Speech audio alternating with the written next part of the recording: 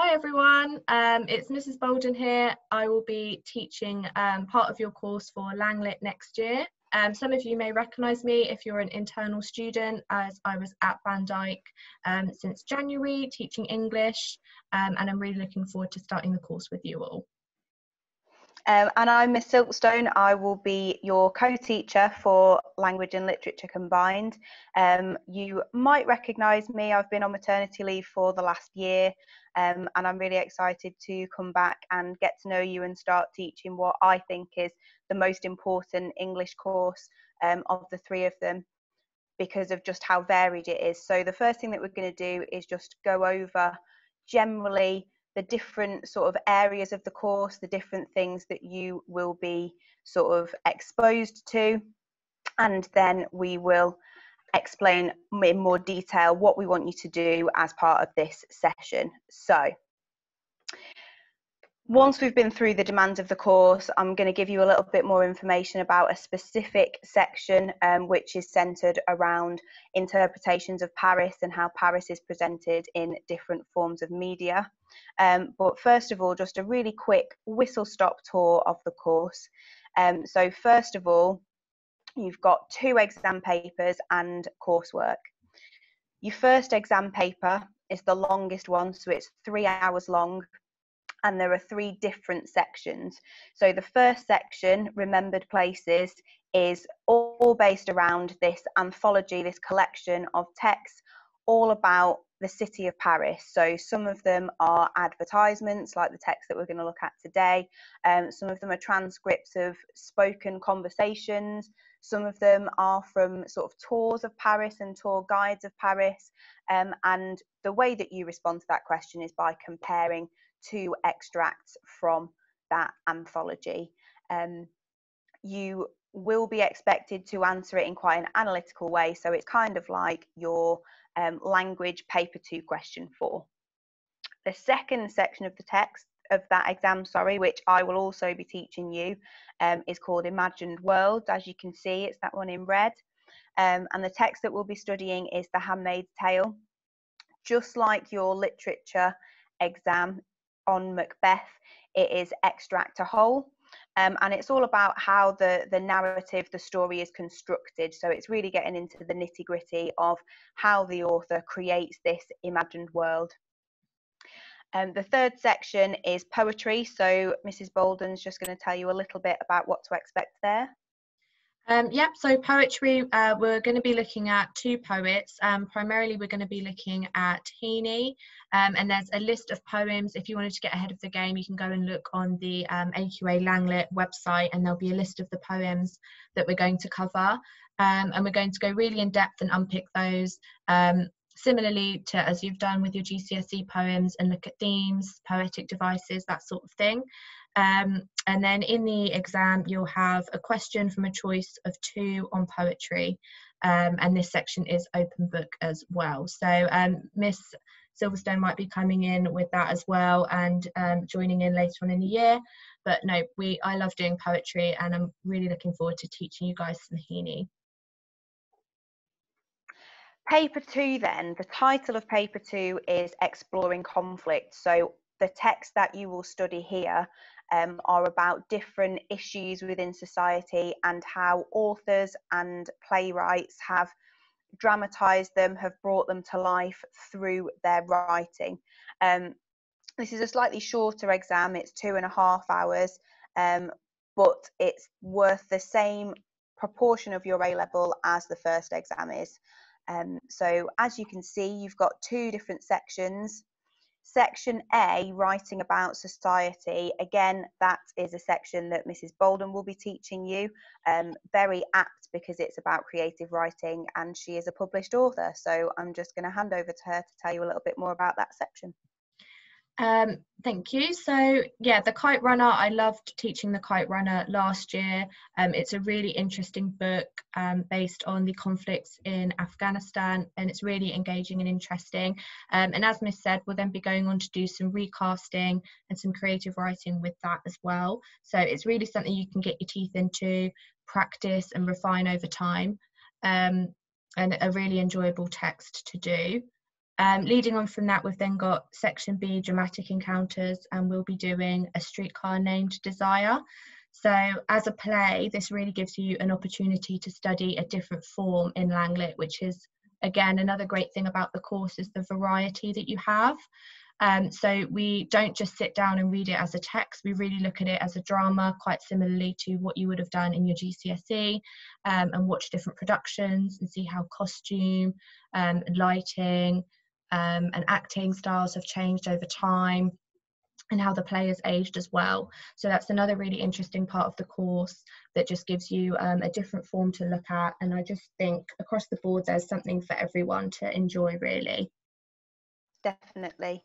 And then the third bit, which we don't necessarily have to worry about too much now, apart from your final induction session, will be with me, and it'll be thinking about really getting you reading and consuming lots of different types of text to get you into a good position when we do start the coursework to think about the best text choices that you can possibly make.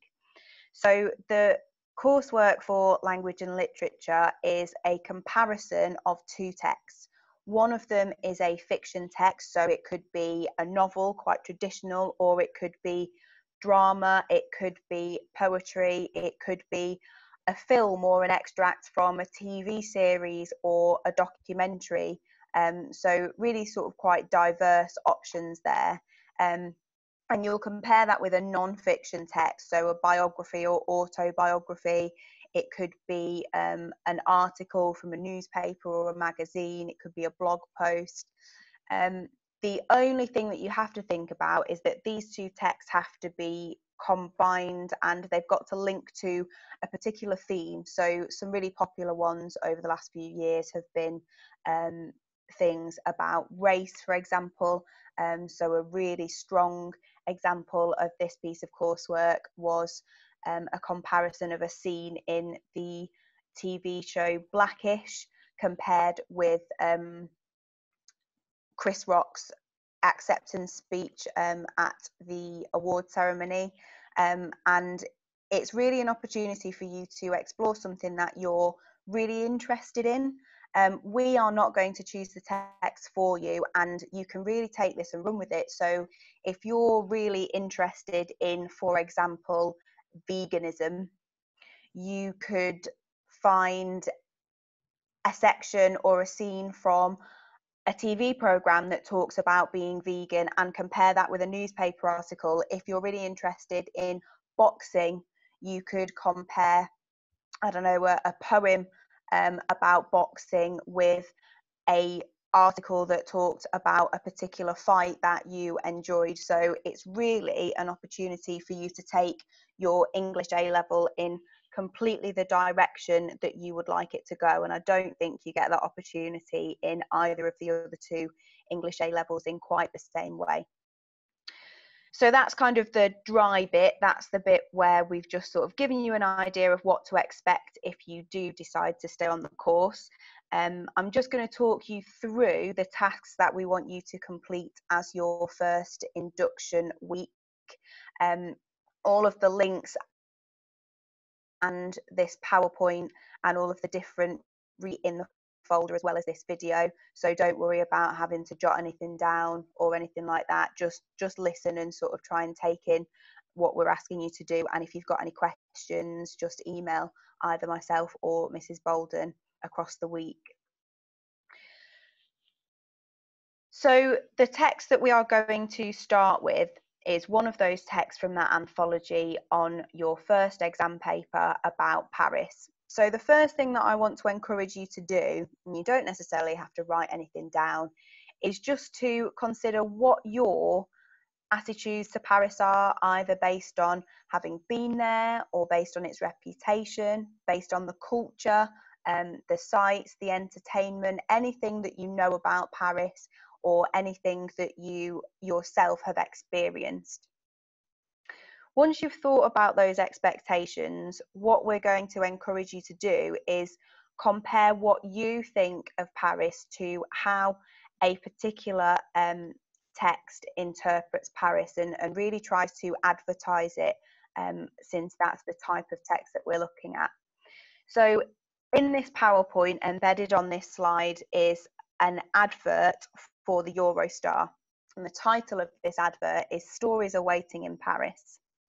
So what we want you to do is to watch the advert, first of all, and it's encouraging Brits to visit Paris. So it's aimed at young tourists who might be considering planning a trip and going to Paris and spending some money to sort of engage themselves in the culture.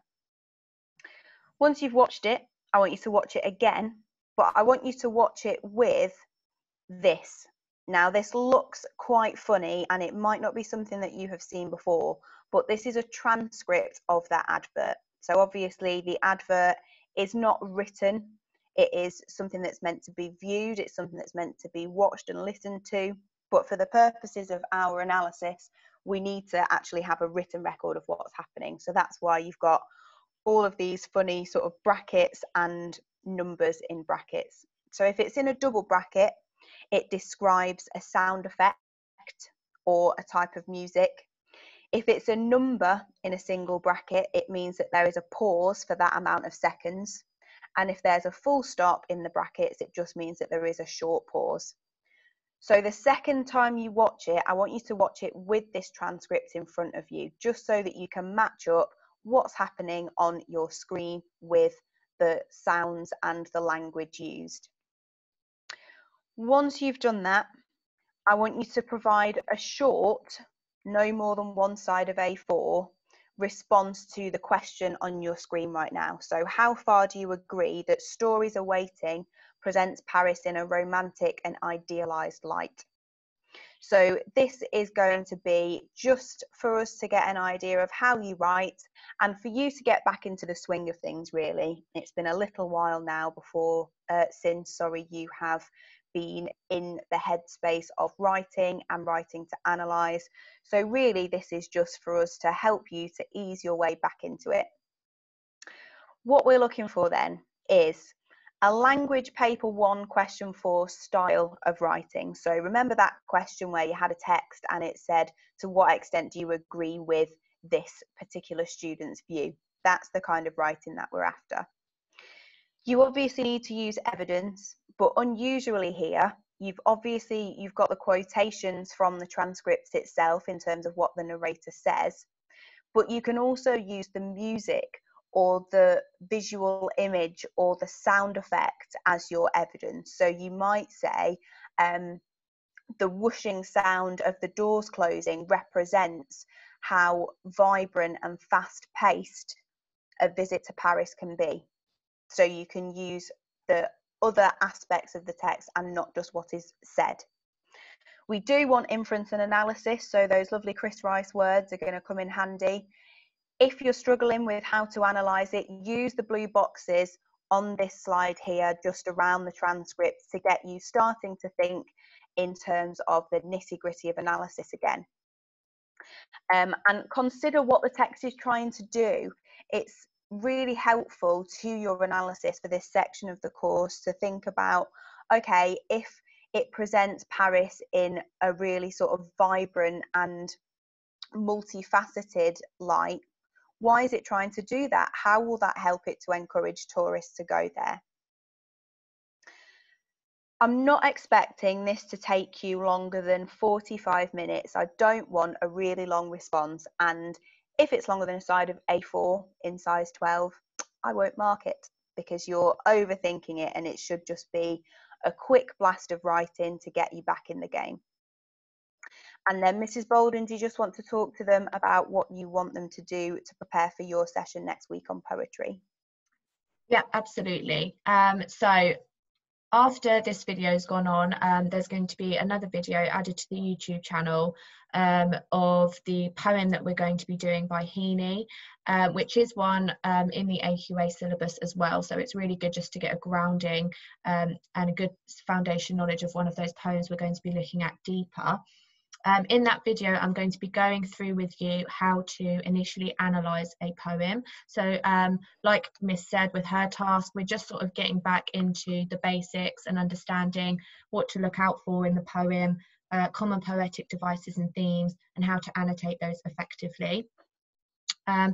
After that, we will be doing a short written response, looking at how a theme is presented in the poem as well. So for the meantime, you're going to be set a task which is building up a glossary of keywords that you're going to be coming across within the course. A lot of these will link into the poetry task, and some of them will link into the Paris task too. So it will be really helpful for you to go ahead and start that when you can.